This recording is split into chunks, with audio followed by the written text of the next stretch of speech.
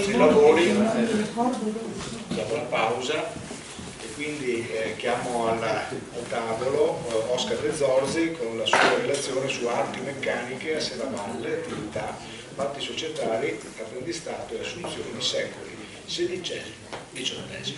Guarda che non si sente quasi niente, C'ero io per una posizione.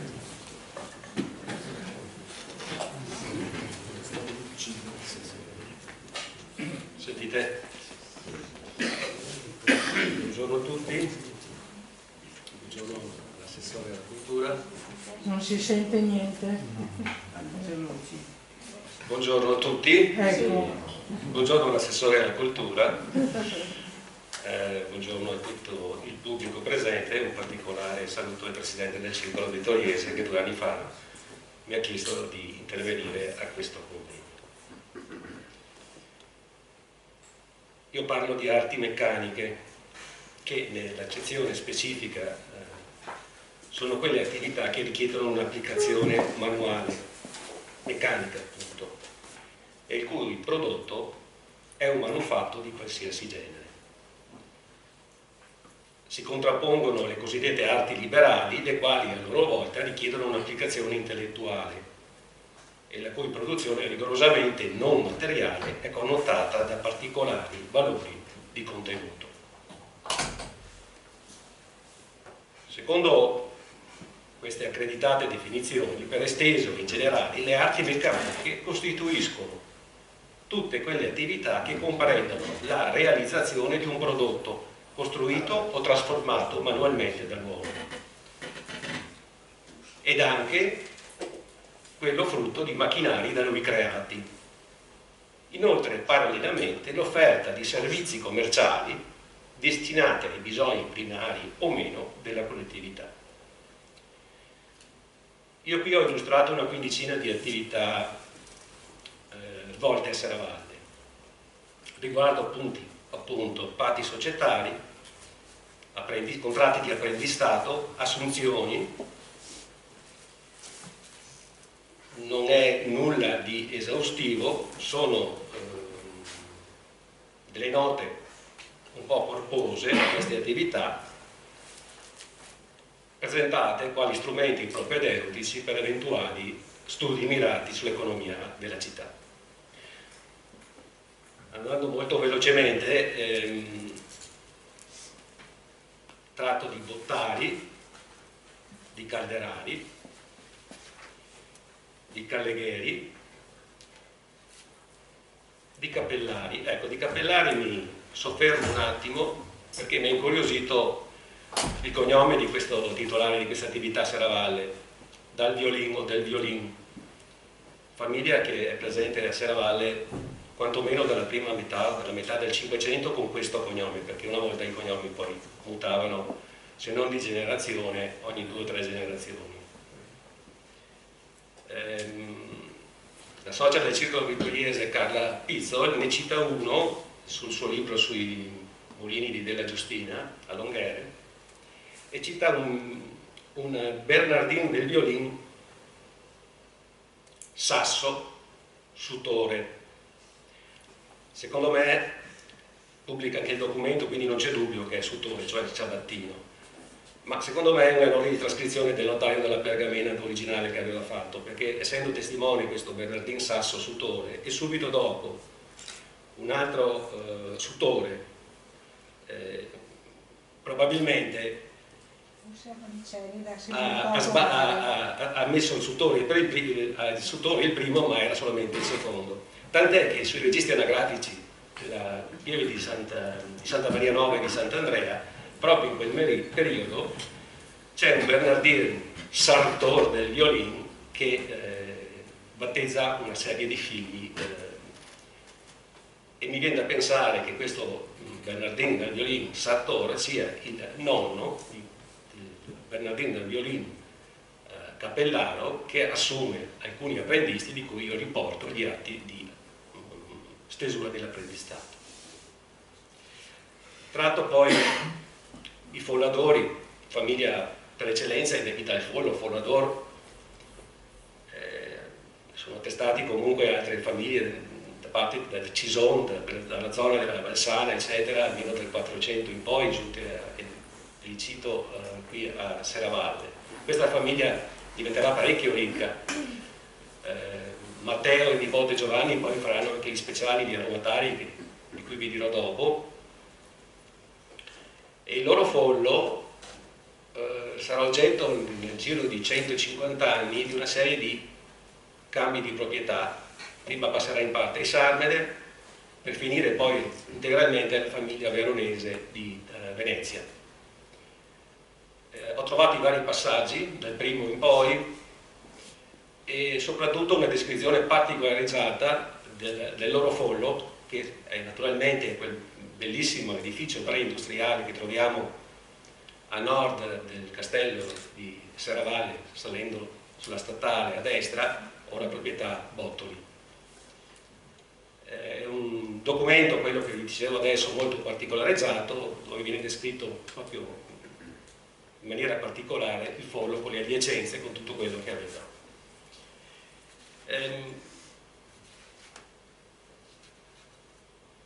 Parlo poi dei lavorieri da panni, che sono un po' diversi dai folladori. Ho trovato anche qui dei contratti e soprattutto un patto societario per la costituzione di una società verso la prima metà del Settecento, fine 600, primi 700, tra un bacichetto da Serravalle e un personaggio importantissimo imprenditore preindustriale che fu Pietro Cossettini. Pietro Cossettini era originario di Sacile, aveva sposato una Borsoi famoso sia inizialmente per la produzione di armi bianche, sia poi per la realizzazione di canne da moschetti. Ho trovato il testamento di questo Cossettini e l'ho anche riportato in nota perché dalla lettura si vede le molteplici attività che aveva a Sacile, a Montereale e Valcellina, aveva una segheria di legnami e più quelle che aveva naturalmente a Serravalle. Parlo di linarioli, con contratti di apprendistato anche qui, di mugnai ovviamente, di pellizzari e di sartori, degli scarperi, degli scorzari. Mi sono soffermato di più su un argomento che mi piace molto, che seguo da 10 anni circa, e prima o dopo mi devo decidere anche di farci qualcosa di più concreto di alcuni saggi, che sono gli spadai. Sono stato oggetto di ricerca mia, del dottor Tomasi, in particolare credo che altri non l'abbiano trattato qui in zona nostra. Fino adesso si sapeva della particolarità di Gian Donato Ferrara, che insieme al fratello Andrea, originari entrambi di Fonzaro nel Bellunese, in gioventù erano venuti a lavorare sul fiume Ardo Belluno e poi si dividono. Andrea rimarrà praticamente sempre nell'ambito bellunese, mentre il fratello Gian Donato andrà prima a Sacile per poi stabilirsi definitivamente a Serravalle. Di questo si sapeva abbastanza, si sapeva qualcosa del figlio, ma non credo che nessuno abbia indagato, almeno non mi risulta, che la famiglia durò fino al 1720 circa e fino al 1710-1700 continuò a produrre spade. Naturalmente le committenze andarono a diminuire nel tempo con il modificarsi anche delle armi di offesa e di difesa che passarono dalle armi bianche alle armi da fuoco. Bene, ad esempio parlando di Oliviero Ferrara, nipote, figlio di Pietro e nipote di San Donato, ho trovato una serie di procure interessanti con le quali dava a delle persone importanti di Venezia l'incarico di incassare denaro all'arsenale di Venezia per forniture di spade fatte. Ce n'è una importante del 1652, ne cito 4-5, ne dico solamente una, vado via abbastanza veloce, dove cita le armi che ha prodotto, sono picchieri, branti, stocchi, armi all'olandese, alla candiota e qualunque sorta d'armi ad arbitrio, eccetera, eccetera, eccetera. Una particolarità, una serie di articoli che appaiono sulla rivista Dolomitis, a parte di 2 ricercatori sulle armi bianche effettuate nella zona del Bellunese e del Feltrino. Nel penultimo numero, i 2 autori si imbattono in una lama, in 2 lame, andate in asta sul mercato americano, ancora una ai primi del Novecento e una negli ultimi anni in Ohio. La più vecchia, che era della collezione Morosini, che poi questo ramo trasferitosi in America, la prima con il marchio Antonio Ferrara e l'altra con il marchio Antonio Ferrara, e loro ipotizzano che siano dei falsi, come si facevano sempre, li facevano anche Gian Antonio Ferrara e anche altri falsi. Gian Antonio Ferrara aveva sostanzialmente il marchio della lupa, che a sua volta era stato carpito da Solingen, da Passau a Solingen in terra tedesca, e poi copiato un po' dappertutto, come si copiava il marchio Toledo, oppure sulle lame Ferrara veniva aggiunto anche il marchio, la dicitura Toledo. Bene, loro ipotizzano che ci sia appunto, che siano due spade che hanno avuto una contraffazione per far valorizzare in più il prodotto. In realtà potrebbe essere che siano veramente autentiche, perché il fratello di Oliviero Ferrara, proprio nel periodo in cui sono datate, circa metà del 600, lavorava autonomamente come spadaio a Serravalle. Quindi potrebbe, io lo metto come una possibile variazione di considerazione sul fatto di questa lama, di queste 2 lame, che siano state fatte proprio a Serravalle da Antonio Ferrara.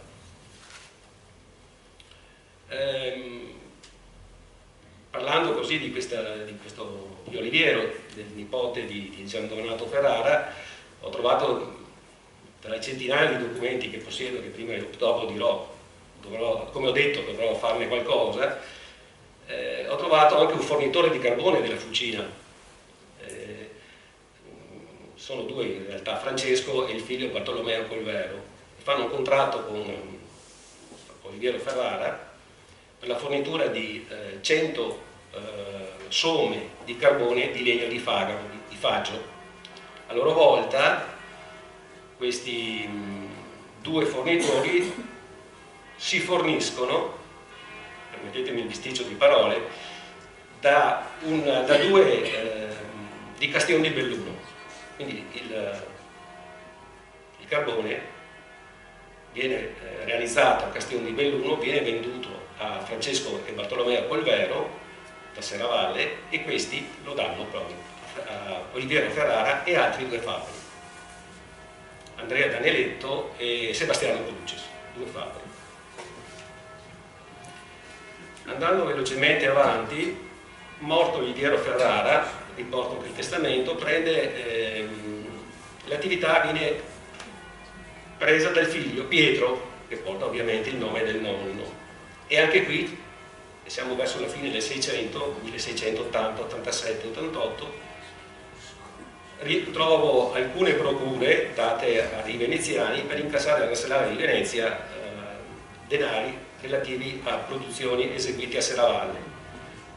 Una, quella del 29 settembre 1687, parla di devono incassare 190 ducati per l'Ame all'Albanese, 372, del costo di 2 lire e 18 soldi l'una. Morto Pietro Ferrara, praticamente gli ultimi che lavorano sono Antonio e Oliviero Ferrara, i suoi figli. E questo lo si deduce anche dal fatto che ci sono dei crediti vantati all'Arsenale di Venezia, e anche in questo caso sono 120 spade a lire 2 soldi 18 ed altre spade con altre caratteristiche, come meglio vedrete poi nella pubblicazione degli atti. Ho avuto la fortuna, è stata una fortuna di individuare dove era precisamente la tomba di famiglia di Ferrara, a cominciare da Gian Donato, dall'ultima delle 3, forse 4 mogli che ebbe, una Morelli di Sacile. Pubblico in nota anche i 2 testamenti sia di Gian Donato Ferrara e anche della moglie questa Morelli di Sacile. Bene, a distanza dei due testamenti che sono fatti all'inizio del 1600, verso il 1604, Gian Donato Ferrara muore nel 1605 e la moglie vive ancora e si risposa, tra l'altro si risposa. Loro avevano nel 1697, quindi sono gli ultimi produttori di spade, i due fratelli Oliviero e Antonio Ferrara vendono al notaio Angelo Crucis di Serravalle la loro tomba di famiglia. E la loro tomba di famiglia nel contratto la vendono perché è vecchia, le autorizzano a togliere lo stemma che c'è e di mettere quello loro. E il documento dice sì, proprio una loro arca sive molimento di pietra con le ragioni della pittura avanti d'esso molimento posta nel claustro, quindi nel chiosco, degli molto reverendi padri minori conventuali di San Giovanni Battista di questa città, quindi siamo su alla chiesa di San Giovanni con annesso convento dei frati francescani in Borgo di Sopra, appresso il loro campanile. Negli atti ci sarà anche la foto, io sono entrato nel chiosco, ho fotografato proprio sotto il campanile, lì c'era la tomba dei Ferrara, non di tutti i Ferrara, la maggior parte di Ferrara sono stati sepolti lì, una piccola parte sono stati sepolti anche al cimitero della Pieve di Sant'Andrea. Andando molto veloce, parlo poi degli speziali e degli speziali mi fermo solamente a parlarvi di Matteo dal Folo Folador, che in una serie di documenti che vanno dal 1597 fino al 1606-1608 ottengono in affitto la loro spezieria prima dal notaio Pietro Sic e poi dagli eredi di questo notaio, ma quello che mi è interessato molto, riportando gli atti in regesto, è che sono riuscito a capire dove era questa farmacia, perché lo dicono chiaramente, un atto lo dice, una loro bottega posta sopra la piazza, nella casa dessi venditori, confina a mattina via pubblica, quindi la Cal Granda, over piazza pubblica, a mezzodì e sera detti venditori e a monte la losa del comune.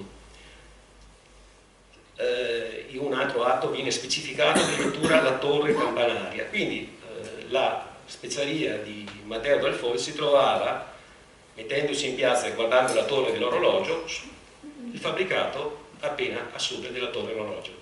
Adesso credo sia un negozio di esposizione dei prodotti dell'anificio del Botto, se ricordo bene. Al numero civico 27. Ecco, come è stato detto dal dottor Tomasi in un altro convegno, la spezieria aveva come insegna alla Madonna.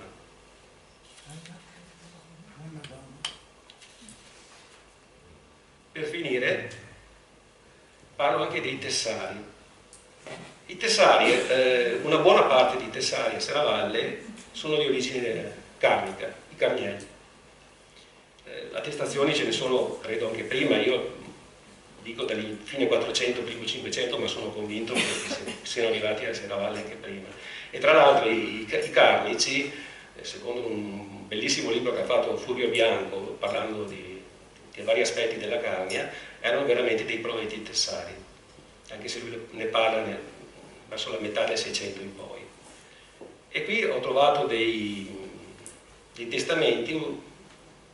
Ad esempio c'è Zuane figlio di Mistro Cristoforo De Zanco, tessario in Serravalle, un testamento del 1599 dove lui dice che lascia purtroppo tutto alle 3 figlie perché del figlio non sa più assolutamente nulla, sono anni che non sa se è vivo o se è morto, e quindi lascia i peteni, tutta quanta l'attrezzatura che serve per fare i tessari alle 3 figlie. Però alla fine sembra quasi pentirsi col notaio e dice: però se per caso dovesse tornare mio figlio, tutto questo invece va a mio figlio e alle 3 figlie vanno solamente i legati domani che di solito venivano dati. Ecco, qui spendo parecchia parte in note anche, facendo una descrizione un po' delle famiglie carniere che sia a Ceneda naturalmente, sia a Serravalle si sono trovate tra la metà del 500 e la metà del 600. Ad ad esempio nella prima metà del Cinquecento erano già presenti in via Tiera, questo l'ho trovato perché abitavo in una casa di un altro spadaio, Perin de Feltran, e una parte di loro aveva proprio l'abitazione lì, e si protrae nel tempo anche con diverse generazioni la presenza proprio in via Calcara di questa famiglia. Alcuni furono dei tagliapietra, proprio di cognome sono Carniel, e queste immigrazioni ho trovato che venivano o direttamente dalla Carnia oppure passavano per Belluno, alcuni vengono da Belluno. Credo che anche uno spadaio, almeno io lo metto come ipotizzando che sia così, Iacometto De Zanco, fosse originario, fosse di origine carnica. Lo metto come ipotesi con una serie di collegamenti che faccio come proposta attributiva di origine. Per ultimo, che riguarda solamente i tagliapietra, sempre il dottor Tomasi parlava prima di Francesco Cavrioli e di dove viene la famiglia. Io non so se l'ha trovato anche lui, ho trovato il testamento del fratello Tullio Cavrioli, figlio di Bartolomeo Tagliapietra, il quale si sposa nel 1643 e sposa Barbara di Zuane Colonia da Serravalle, e testa nel 1646. Nel testamento non ci sono i figli, perché sposato nel 43-46, e lascia tutto quanto alla moglie Barbara.